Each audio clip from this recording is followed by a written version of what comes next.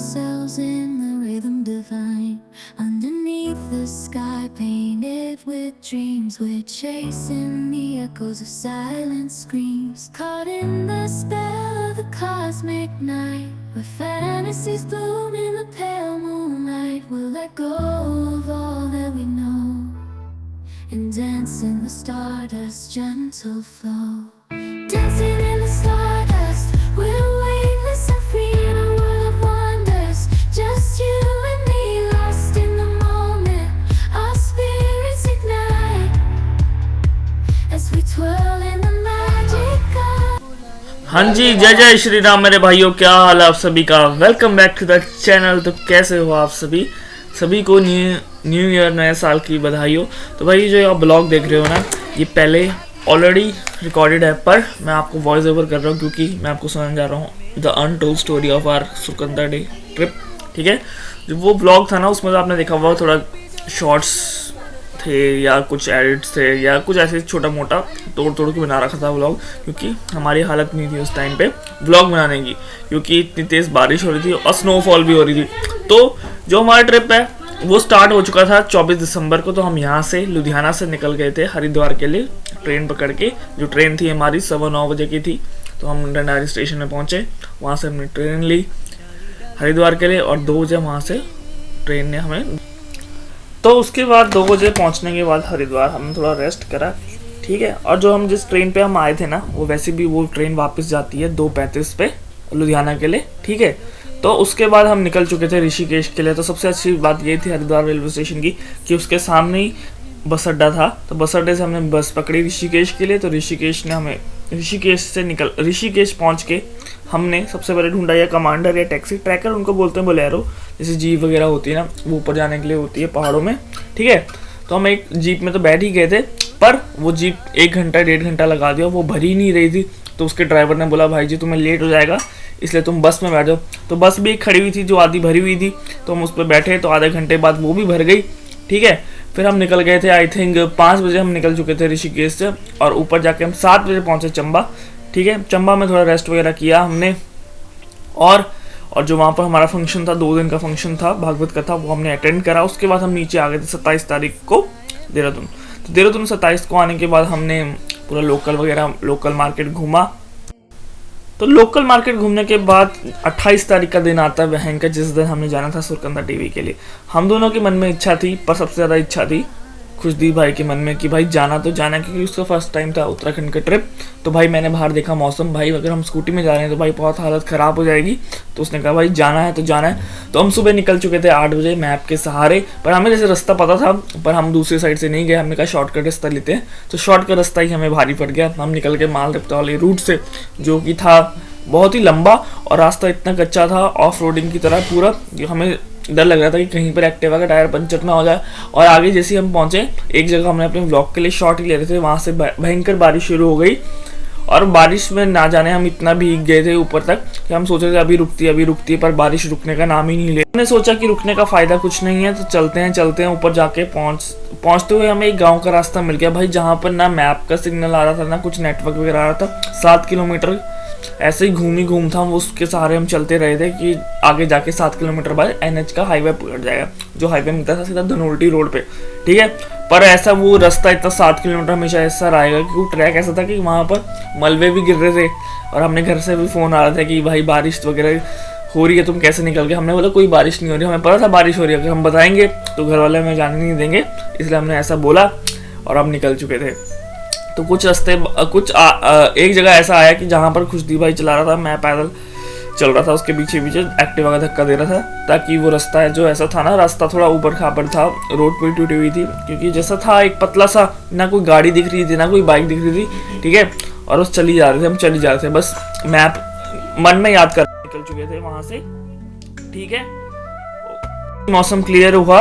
ठीक है, पर आगे जाके फिर से उसी NH वाली रोड पे मौसम खराब हो चुका था और भयंकर। हम ऐसे ठंड क्या बोल रहा हूँ, मैंने ग्लव्स पहन रखे थे, मैंने ग्लव्स उतार दिए थे मैप के लिए, क्योंकि मैप ना सिंपल हाथों से कंट्रोल नहीं हो रहा था, क्योंकि जब ग्लव्स पहन रखे थे ग्लव्स से कंट्रोल नहीं हो रहा था, तो मेरे को उतारना पड़ा। मेरा एक हाथ भयंकर सुन्न हो गया था और वो ग्लव भी भयंकर भीग चुका था।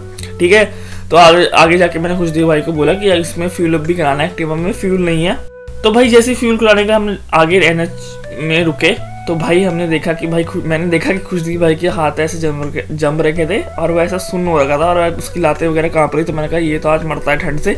तो मैंने सोचा कि सब सामने ही रेस्टोरेंट है, एक भाई उस भैया का धन्यवाद भाई जिन्होंने इतनी हेल्प हमारी करी। उन्होंने अपनी भट्टी जला रखी थी और उसमें और लकड़ियाँ वगैरह डाले। मतलब लगा लो पहाड़ों में ऐसा सीज़न है जब सब कुछ गीला रहता है, लकड़ियाँ वगैरह। उन्होंने हमारी हेल्प करी, ठीक है। तो उन्होंने हमारे लिए भट्टी जलाई दोबारा से और ठीक है, और हमें वहाँ पर हमने आग वगैरह सेकी, अपने कपड़े वगैरह सुखाए और आगे जाके हमने सोचा कि ट्रैक बहुत लंबा, हम थोड़ा रुक जाते, पर बीच में बारिश रुक चुकी थी। तो भैया तो हमने चाय और मैगी खाई और फटाफट निकल गए अपने कपड़े पहन के। चाय आधे सूखे थे, आगे गिले थे, हम निकल चुके थे। पर जैसे हमने 10-15 मिनट का पैच पार किया, फिर उसके बाद भयंकर बारिश लगी भाई। दोनों उल्टी वाली रोड पे इतनी भयंकर बारिश कि ओले ही पड़ रहे थे। तो मैंने सोचा भाई बहुत ठंड लग रही मेरे को भी, अब मैं नहीं ज़्यादा सहन कर सकता। मैंने कहा रोक भाई, सामने आग जल रही है, वहीं पर बैठते हैं, ठीक है। फिर जैसे ही हमने वहाँ पर साइड में लगाई, वहाँ पर अपने आग जल रही थी, एक आंटी ने हमें जगह दी थी कि बैठ जा बेटा। तो वहीं बैठ गए। तो हमने देखा कि खुशदीप भाई की नज़र पड़ी सामने बैठे एक भैया पे और उसने पहचान लिया कि ये भैया भाई आयुष भाई की ये वही यूट्यूबर है जिसकी हम कल वीडियो देख रहे थे। तो भाई कल खुशदीप भाई ने सुगंधा आने से पहले ना वो वीडियो देखी थी कि स्नोफॉल कहाँ हो रही। तो उसमें भैया की वीडियो सबसे पहले आ गई थी। उन भैया को उनसे बातचीत करी तो हमने आगे पूछा कैसे जाया जाए। हमने पूछा कि आगे एक्टिवा चल जाएगी क्योंकि बर्फ़ कहते इतनी बर्फ़ नहीं पड़ रही है, वो बर्फ़ सिर्फ ऊपर पड़ रखी है जहाँ पर आप चप्पल वगैरह उतारोगे ना मंदिर परिसर के लिए, ठीक है। तो वहीं पर बाहर में पड़ रही है। मैंने कहा चलो ठीक है निकलते हैं। तो फिर हम निकल गए दोबारा, एक बार चार्ज हो गए गर्म होके। और जैसे ही हम वहाँ पर पहुँचे सुरगंडा, तो देखा कि भाई एकदम बूंदाबांदी रुक चुकी थी, पर हमारे कपड़े पूरे गिले थे। हमने सोचा सबसे पहले प्रसाद देते हैं, ठीक है। थोड़ी देर वहाँ पर चूल्हे में बैठे, अपने आप को सुखाया और हमने निकल गए हम ऊपर के लिए। मैं कहा चलो जो हो जाएगा जो होगा देखा जाएगा। और जैसे हमने चढ़ाई शुरू करी ना मंदिर की, तो भाई बर्फ़ जो थी ना, जब बर्फ़ पड़ती है एक बार, जब बर्फ़ जमने लग जाती है ना तो काली काली हो जाती है। और वो इतनी फिसलन वाली थी ना, भयंकर कसम से लोग फिसलते हुए आ रहे थे। खुशदीप भाई तो चल रहा था आराम से, पर मेरे शूज़ ऐसे थे जो फिसल रहे थे। तो भाई मैंने तो एक बार खुरुद के बर्फ़ को चल रहा था। तो हिम्मत करके मैं चली गया। जैसे ही थोड़ा ऊपर गया तो हमने देखा कि यार बारिश फिर से शुरू हो गई, ठीक है। और बारिश के साथ बर्फ़ भी पड़ रही थी। तो ये मेरा एक्सपीरियंस बहुत तकड़ा था यार, ये वाला सच में, ये जो ट्रिप था ना सच में याद रहेगा। तो जैसे ही आगे गए हमने फिर से बीच में कहीं पर आग सेकी और निकल गए ऊपर के लिए। और जैसे ही ऊपर मंदिर परिसर में पहुंचा, जहां हम पहुंचे ना भयंकर, हम भूल चुके थे कि क्या ठंड है, क्या चीज़ है। माँ सुरकंडा को हमने हाथ जोड़े, अंदर गए भवन में, आशीर्वाद लिया और बाहर आया। और बाहर देखा कि डोल दमो चल रहा था। और खुशदीप भाई मैंने देखा किसी लोगों से बात कर रहा था, लड़कों से। तो मैंने देखा कि वो देहरादून वाले ही थे।